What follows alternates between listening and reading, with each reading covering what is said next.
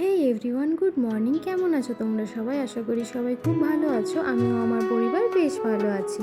তো আজকে হচ্ছে 29th জুন, আর এই দিনটা সত্যি আমার জন্য ভীষণ স্পেশাল বলে আমি মনে করি। তো কারণটা তো তোমাদেরকে অবশ্যই বলবো। তো তার আগে দেখো, আমি চলে এসেছি একটা কেকের দোকানে, মানে মিয়ামোড়ের কেকের দোকানটাতে। সন্ধেবেলা আমি ছেলেকে দিয়ে গেছিলাম টিউশনে, আর সেখান থেকে আসার সময় রাস্তার ধারে এই মিয়ামোড়ের দোকানটা পড়ে। তো সেই দোকানটাতে আমি চলে এসেছি। তো হ্যাঁ, কেকের দোকান দেখে অনেকেই নিশ্চয় এতক্ষণে বুঝে গেছো যে আমি কিসের জন্য এসেছি এখানে। হ্যাঁ, তোমরা ঠিকই গেস করেছো, আমি এখানে কেক নেওয়ার জন্য এসেছি। তো আজকে হচ্ছে 29th জুন। তো আগামীকাল হচ্ছে আগামীকাল হচ্ছে আমার বরের বার্থডে, এই জন্যই আমি কেকটা নিতে গেছিলাম। আর আজকে তো সেই রকম ভাবে কোনো কিছু মানে কেকটা কাটা হবে না, সেই জন্য মিডনাইট ওকে সারপ্রাইজ দেওয়ার জন্য একটা ছোট্ট কেক আমি আনতে গেছিলাম, ওকে না বলে ওকে সারপ্রাইজ দেওয়ার জন্য। তোমরা তো অনেকেই জানো আমরা কিছুদিনের জন্য গেছিলাম বাইরে ঘুরতে। তো সেখানে মোটামুটি এক সপ্তাহ মতো আমরা ঘুরেছি, বাইরের খাবার দাবার খেয়েছি। তো সেই জন্য এখন মানে সেইভাবে পার্টিটা এখন ঘরে করছি না, কিছুদিন পর হয়তো করব, আবার নাও করতে পারি। তো দেখো, এদিকে তো আমি তোমাদের সাথে কথা বলতে বলতে বাড়ির রান্না টান্না যা সকল ছিল, সন্ধ্যের খাওয়া দাওয়া সব কিছু হয়ে গেছে। আর এদিকে আমার বড় অফিস থেকে ফেরার সময় ছেলেকেও নিয়ে চলে এসেছে টিউশন থেকে। এখন আমি ওদেরকে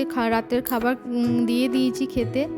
আর জানো তো, সকালবেলা আমার খুব মানে হড়বড়ি হয়ে যায়, সেই জন্য আমি সকালে সবজি সমস্ত কিছু জোগাড় যন্ত্র রাত্রেই করে রাখি, যাতে সকালে উঠে একটু রান্নাটা তাড়াতাড়ির মধ্যে হয়ে যায়। সেই জন্য দেখো, ওদেরকে খাবার দিয়ে দিয়েছি খেতে, ওরা এখন খাচ্ছে। আর আমি এদিকে আমার সমস্ত সবজিপাতি কেটে এখন রেডি করে রেখে দিচ্ছি সকালের জন্য।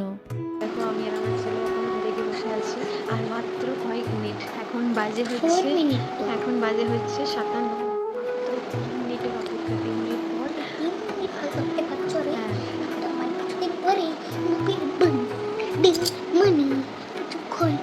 মাত্র 3 মিনিট দেখো ঘুমিয়ে গেছে, লাইট বন্ধ করে দিয়েছে। আর আজকে আমরা ওকে বাইরে বেড়ে শুতে বলেছি, কারণ বুঝতে পারিনি আমি একটু আমাদের অসুবিধা আছে। আমরা এখন লাইট জ্বেলে রাখবো, তো আগে খেয়ে তুমি আজকে এখন বাইরে শো, এরকম বলে তো বাইরে পাঠিয়ে দিয়েছি।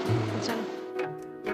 তো দেখো, এখানে আমার বর তো রাত্রেবেলা ঘুমিয়ে গেছে, আর আমি আমার ছেলে না জেগে ওকে সারপ্রাইজ দেওয়ার জন্য সমস্ত কিছু রেডি করছি। আগেই তো তোমাদেরকে দেখালাম আমি ছোট্ট মতো একটা কেক নিয়ে এসেছি। আসলে আজকে মিডনাইট ওকে সারপ্রাইজ দেবো, সেই জন্য ছোট কেকটাই নিয়ে এসেছি। আর তার সাথে আমি কিছু চকলেটও এনেছিলাম, এগুলো ওর উপরে ডেকোরেশন করে দিচ্ছি। আর দেখো, এখন বাজে হচ্ছে রাত্রি 12টা 1। চলো এবার ওকে সারপ্রাইজটা দেওয়া যাক।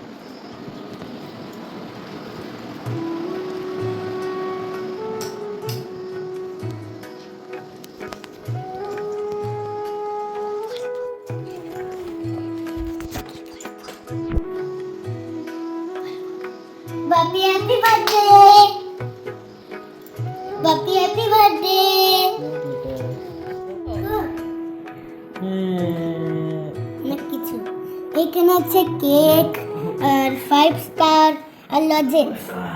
দেখো কি কি আছে। আগে নিজের মনেই বুঝে গেছে। Happy birthday. Happy birthday to me. Happy birthday to me. Happy birthday dear Papa. Happy birthday to you. তার আগে কেকটা কাটো। রাত 12টার সময় হ্যাপি বার্থডে টু ইউ। ताली बजाओ। Happy birthday to you, happy birthday to you. Happy birthday to you. না ওই জন্যই বলছিলাম মা এখান থেকে একটা কেক নিয়েছি। ওকে বলি। এই যে টিউশন থেকে আসার সময় হ্যাঁ, ওকে। অর্ডার তুমি খেয়েছি।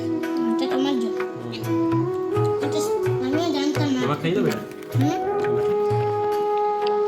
আচ্ছা, পুরো নোংরা আছে।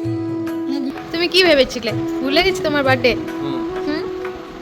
তো একটুটা আমার মনে নেই। আমার বর ডিউটি থেকে সন্ধ্যাবেলায় এসেছে 6টা-7টার সময়। 6টা-7টা আজকে আমি বার্থডে ভুলে আজকে যাই। কত তারিখ আজকে? তো আমিও না জানার মতো ভান করলাম। আমি বললাম ওই হবে হয়তো 27-28 তারিখ।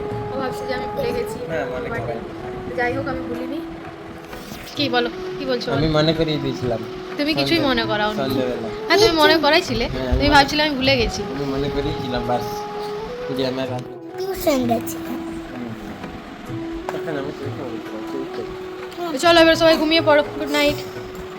সকালে আমি কি খেয়ে দামো। সকালে আমি